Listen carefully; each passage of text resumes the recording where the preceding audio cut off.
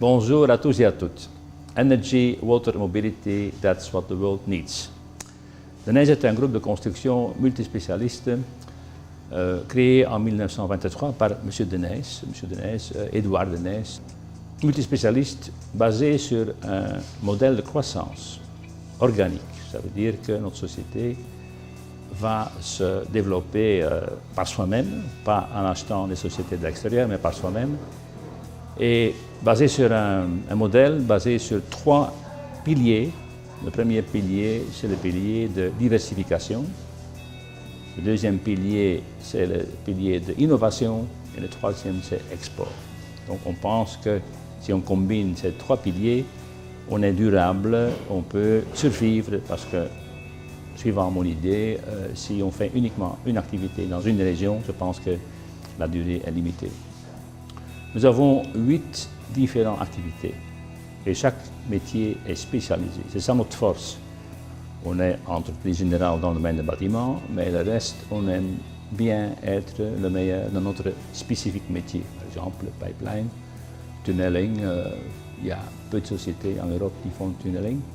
Pipeline, on est environ 4 sociétés, donc vous voyez qu'être spécialiste dans ce domaine et en se développant constamment, techniquement, en achetant le meilleur équipement et en recrutant le meilleur personnel, on peut vraiment être le meilleur dans son domaine.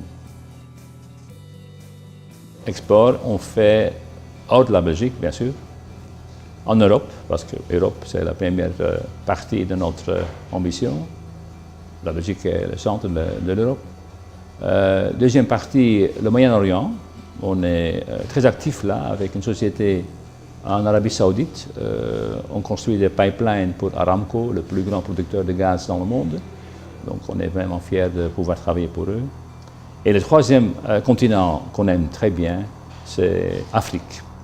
L'Afrique représente, dans notre chiffre d'affaires qui est estimé en 2017 à 400 millions d'euros, on va faire en Afrique quand même 30% de ce chiffre d'affaires. Afrique, pourquoi Afrique? Ah ben, c'est pas loin de chez nous. Hein. On prend l'avion de Paris et on arrive à Alger après 1h30. Nous avons commencé nos activités en Afrique en 2000 avec l'Algérie. On a eu un contrat pour Sonatrach et on a construit un gazoduc à Oran. Tout doucement, on a développé le Sub-Sahara et notre premier contrat était au Ghana pour construire un centre d'eau potable, donc un centre de production d'eau potable à Kwaniakou. C'était un projet formidable. Entre-temps, on a fait 4 usines d'eau potable au Ghana. Je me souviens vraiment de l'expérience avec nos Belges qui ont travaillé dans des circonstances difficiles. Franchement, on a fait des opérations à l'extrême. Par exemple, dans Congo RDC, on a construit une usine d'eau potable à Chikapa, le centre du Kasaï, 1100 km de Kinshasa, avec des circonstances très difficiles de logistique. Par exemple, un camion qui fait 3 mois de voyage pour transporter des matériaux. On a fait un dossier d'eau potable au Niger. Je me souviens toujours le moment où j'arrivais en plein désert à Agadez qui est maintenant plus, on ne peut plus visiter Agadez parce qu'il y a des situations un peu difficiles là-bas. Mais on a construit vraiment en tant que société belge en plein désert avec des Touaregs, une usine d'eau potable avec un château d'eau de 35 mètres d'auteur. Les moments où je visitais le chantier avec mes équipes, c'était vraiment formidable. Entre-temps, on a constamment développé nos contacts et on a construit un projet de gaz au Cameroun. On a construit un pipeline pour un produit pétrole au Tchad. Maintenant, on est actif plutôt un peu plus vers l'est, vers le sud, en Éthiopie. On fait un boulot difficile. Mozambique, Zambie, Mali. Bon, vous voyez qu'on se développe constamment. C'est un continent avec beaucoup de prospérité, avec beaucoup d'avenir. C'est un continent à mon avis, est fortement sous-estimé. La plupart des Européens, bon, ils n'aiment pas trop. Il y a encore une sorte de perception négative sur l'Afrique, mais on aime bien. Je pense que c'est là où les sociétés d'export européennes peuvent vraiment survivre.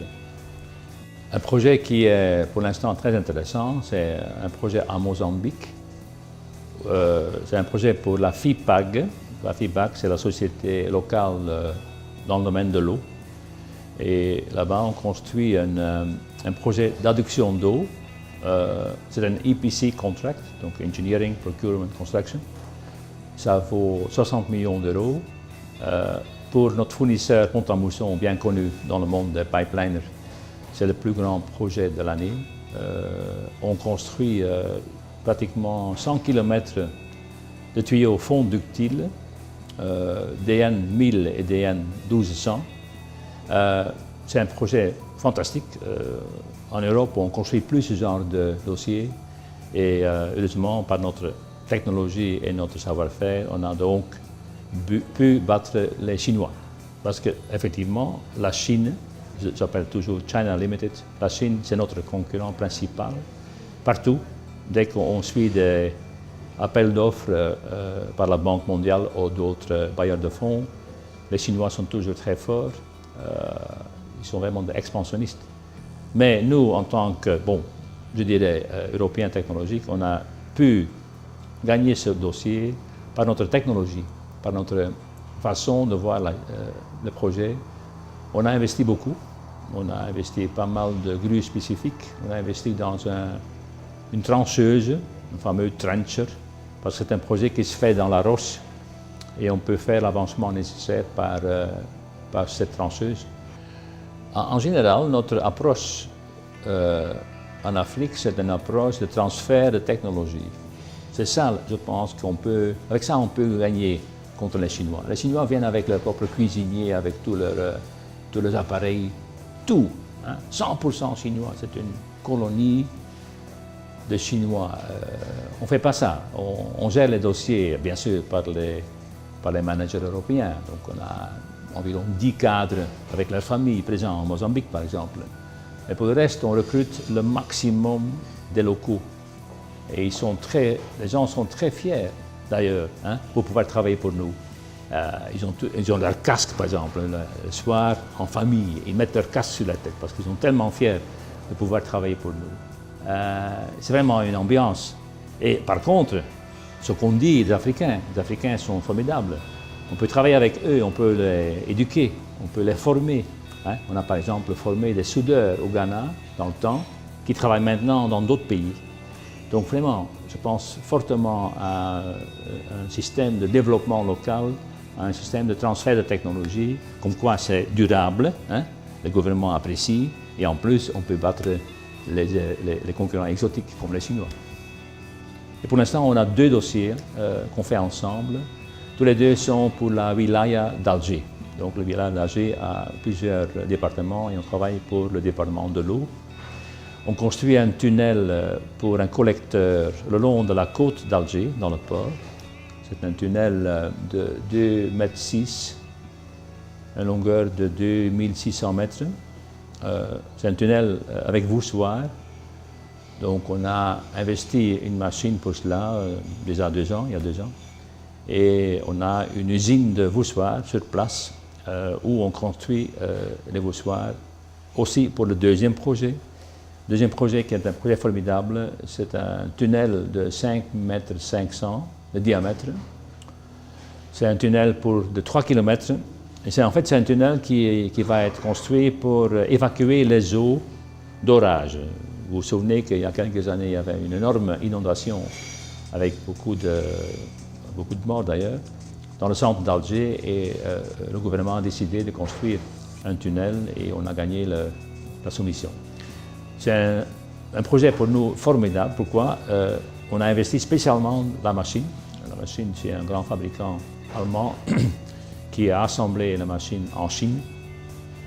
C'est une machine de 100 mètres de longueur et on va donc, pour la première fois de notre expérience, construire un tunnel de ce diamètre, avec voussoir aussi, Donc là, de nouveau, pour dire qu'on n'a pas peur de mettre le paquet, on n'a pas peur d'investir dans des pays comme cela. Hein, c'est vraiment, ça vaut la peine parce qu'après ce dossier, il va y avoir d'autres investissements probablement. Et aussi, nos équipes vont avoir l'expérience formidable d'avoir pu faire ce genre de défis technologiques. C'est un continent magnifique, l'Afrique, et nous sommes très heureux de pouvoir aider au développement durable de ce pays et d'aider d'augmenter la qualité de vie de ces gens parce qu'ils le méritent et nous sommes très contents de pouvoir le faire et on remercie tous qu'on peut, espérant, travailler longtemps dans ce continent.